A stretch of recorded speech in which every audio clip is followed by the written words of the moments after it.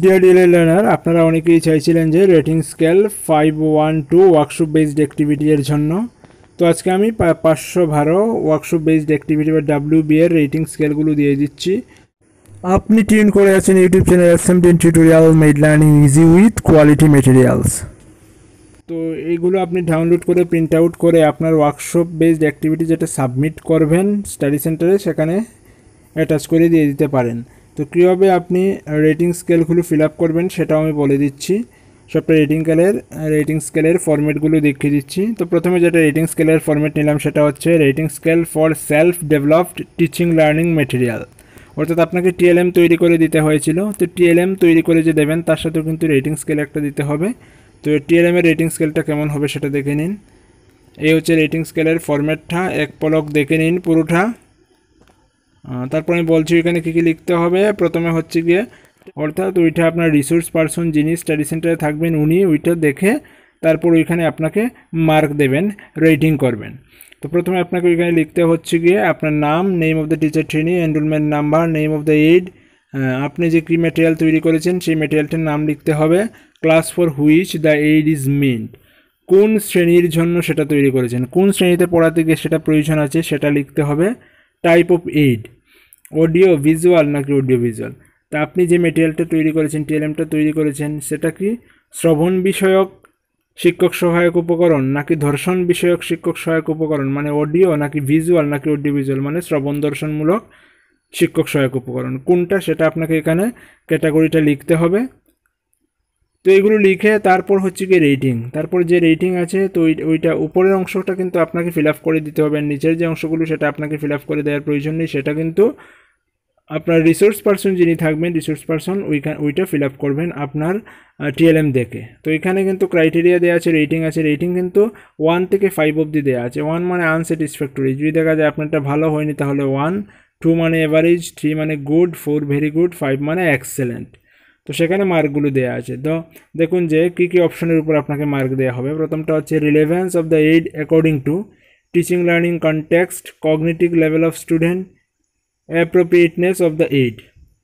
তো সেটা হচ্ছে আপনি যে টপিকটা লিখলেন যেটা পড়াতে গিয়ে আমি সেই TLM ব্যবহার করব তার সাথে TLM এর যোগাযোগ আছে কিনা, মিল রয়েছে কিনা, সেটা ব্যবহার করার যোগ্য কিনা, এইসব বিষয় দেখা হবে সেখানের মধ্যে। তারপর ওইখানে হচ্ছে গিয়ে 5 মার্ক রয়েছে, দেখে যদি মনে হয় যে আপনারটা ঠিকঠাক আছে, যে টপিকটা নিয়েছেন টপিকের সাথে রিলেটেড TLM তৈরি করেছেন বা TLMটাও স্টুডেন্টের উপকারী, তো তাহলে ওইখান থেকে মার্ক দিয়ে দেওয়া হবে, যে 1 থেকে 5-এর মধ্যে যে কোনো কিছু দিয়ে দেবে। তারপর যে পয়েন্টের উপর মার্ক দেবে সেটা হচ্ছে fulfilment of the specified objective of preparation of aid.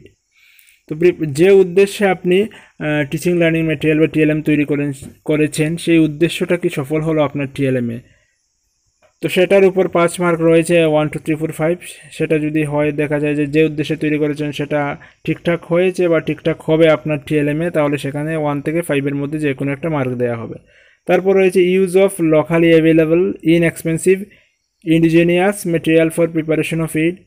তো দেখা গেল যে ওইটা হচ্ছে কি আপনি কি খুব দামি দামি জিনিস কিনেছেন লাইব্রেরি থেকে নাকি কম দামি জিনিস দিয়ে আপনি TLM তৈরি করেছেন সেটার উপর। যদি দেখা যায় যে না আমার TLM তৈরি করতে আমি বাজার থেকে একটা কিনে নিলাম TLM, তাতে কিন্তু আপনাকে মার্ক দেওয়া হবে না, আপনাকে নিজে থেকে তৈরি করতে হবে এবং যত পারেন সস্তা জিনিস ব্যবহার করবেন, ইনএক্সপেন্সিভ জিনিস ব্যবহার করবেন, তাহলেই কিন্তু TLM-এ মার্ক ভালো পাবেন। তো সেটাও দেখা হবে যে আপনি কতটুকু খরচ করেছেন, বেশি খরচ করলে হবে না। কিন্তু TLM-এর একটা বৈশিষ্ট্য রয়েছে, এটা কিন্তু খুব বেশি দামি হবে না, তো তার উপরে একটা মার্ক রয়েছে সেখানে দেওয়া হবে। তারপর রয়েছে যে effectiveness of the aid in attractive student attention, clarifying concept, achieving objective of the lesson, accuracy of the size of model. তারপর হচ্ছে ছাত্রদের আকর্ষণ করতে পারবে কিনা সেটা, আপনার ধারণা পরিষ্কার ছিল কিনা TLM তৈরি করতে, তারপর যে লেসন পড়াবেন তার উদ্দেশ্যের সাথে সেটার মিল আছে কিনা, তারপর তার যে আকার বা আকৃতিটা ঠিকঠাক হয়েছে কিনা। সাপোজ দেখা গেল যে আপনি হয়তো কাগজ কেটে কিছু একটা বর্গক্ষেত্র তৈরি করলেন অঙ্কের ক্ষেত্রে, দেখা গেল বর্গক্ষেত্রটা আপনি পুরো বড় একটা বাক্স তৈরি করলেন, হ্যাঁ, তাহলেও কিন্তু সেটা হবে না। অথবা দেখা গেল আপনি খুব ক্ষুদ্র করে তৈরি করলেন যেটা স্টুডেন্টরা দেখতেই পাবে না, তাহলেও কিন্তু হবে না। সেটা হচ্ছে কি ব্যাপার। তো এই হচ্ছে টিএলএম এর উপর ওইখানে যেটা দিয়েছে হচ্ছে 4টা বিষয়ের উপর মার্ক দেওয়া হবে। তো টোটাল মার্ক হচ্ছে ওইখানে 20 আউট অফ 20 আপনার টিএলএম দেখে তারপর মার্ক দেওয়া হবে। তারপর নিচে যেটা সিগনেচার অফ ওয়ার্কশপ কোঅর্ডিনেটর বা রিসোর্স পারসন অফ হিজ আর নমিনি। তো এই হচ্ছে কি আপনার টিএলএম এর রেটিং স্কেল। তো সেটা আমি ডেসক্রিপশনে লিঙ্ক দিয়ে দেবো, ওইটা আপনি ডাউনলোড করে প্রিন্ট আউট করে দিয়ে দিলেই হবে। তারপর যেটা রেটিং স্কেল দিলাম সেটা হচ্ছে rating scale for participation in workshop in process evaluation. তো ওয়ার্কশপ বেসড অ্যাক্টিভিটিতে একটা ছিল যে আপনার প্রসেস ইভ্যালুয়েশন। তো প্রসেস ইভ্যালুয়েশনের ব্যাপারে ওইটা রেটিং স্কেল দিতে হবে। তো এখানেও কি লিখতে হবে আপনাকে, name of teacher, trainee, enrolment number, name of study centre, এইগুলো লিখতে হবে। আচ্ছা, to be filled in by the workshop coordinator for each day of the workshop. তারপর এইখানে রেটিং স্কেল যে ওইখানে যে রেটিংটা দেওয়া হচ্ছে সেটা হচ্ছে টোটাল 20 মার্কসের মধ্যে রেটিং দেওয়া হবে। কী কী পয়েন্ট ছিল প্রসেস ইভ্যালুয়েশনে, আপনাকে কী কী পয়েন্টের উপর মার্ক দেওয়া হবে তো সেটা দেখে নেই। ক্রাইটেরিয়াগুলো কী কী সেটা আমরা দেখে নিই। তো ক্রাইটেরিয়া এবং রেটিং হচ্ছে 5 স্কেল রেটিং, সেটা আপনি জানেন, একটু আগেই আমি বলেছিলাম। 1 মানে আনস্যাটিসফ্যাক্টরি, 2 মানে অ্যাভারেজ, 3 মানে গুড, 4 মানে ভেরি গুড, 5 মানে এক্সেলেন্ট।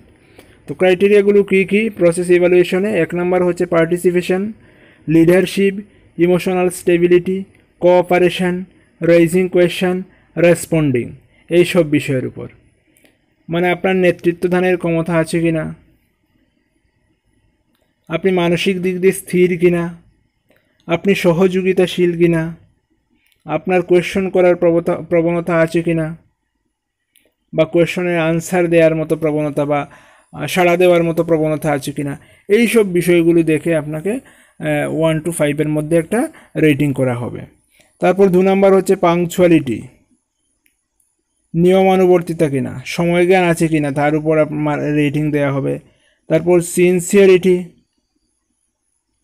আনুগত্যশীলতা আছে কিনা, তার উপর রেটিং করা হবে। তারপর হচ্ছে রেগুলারিটি, আপনি রেগুলার অ্যাটেন্ড ছিলেন কিনা তার উপর। তারপর হচ্ছে actual attendance, number of session. তো দেখা গেল অ্যাটেন্ডেন্সটা ওইটা কিন্তু টোটালি অ্যাটেন্ডেন্সের উপর নির্ভর করছে। আপনি যে সবটা অ্যাটেন্ডেন্স আপনার থাকে তাহলে কিন্তু 5 on 5 দিয়ে দিতে পারে। আর যদি দেখা যায় যে না আপনি কিছু কিছু ক্লাস মিস করেছিলেন তাহলে কিন্তু মার্ক কমে যাবে।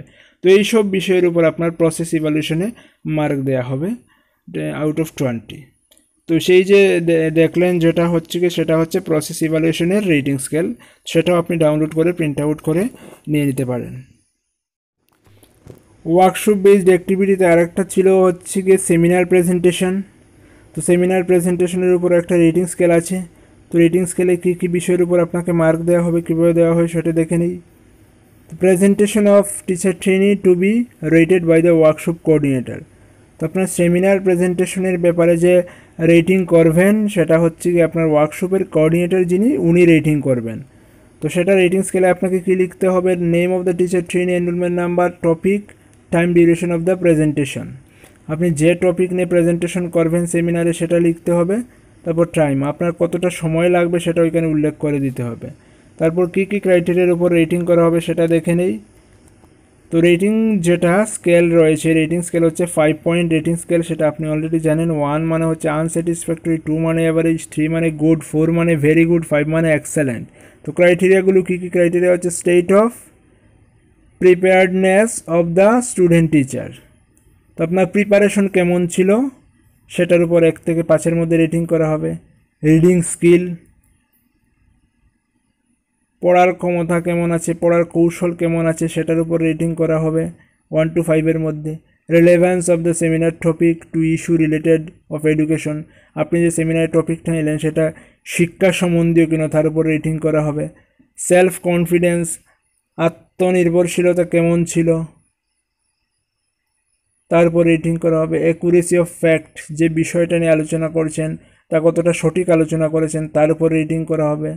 অর্গানাইজেশন অফ প্রেজেন্টেশন, সর্বোপরি আপনি কীভাবে প্রেজেন্টেশন করলেন, কীভাবে তার আয়োজন করলেন তার উপর রেটিং করা হবে। তো সেটা হচ্ছে 30 মার্কের মধ্যে রেটিং করা হবে। তারপর ওইটাকে 20-তে কনভার্ট করে একটা রেশিও হিসেবে দিয়ে দেওয়া হবে মার্কটা। তারপর নিচে রয়েছে signature of studies and workshop coordinator. তো তো এই হচ্ছে কি আপনার সেমিনার প্রেজেন্টেশনের রেটিং স্কেল, সেটাও ডেসক্রিপশনে পেয়ে যাবেন, ডাউনলোড করে নিয়ে প্রিন্ট আউট করতে পারবেন।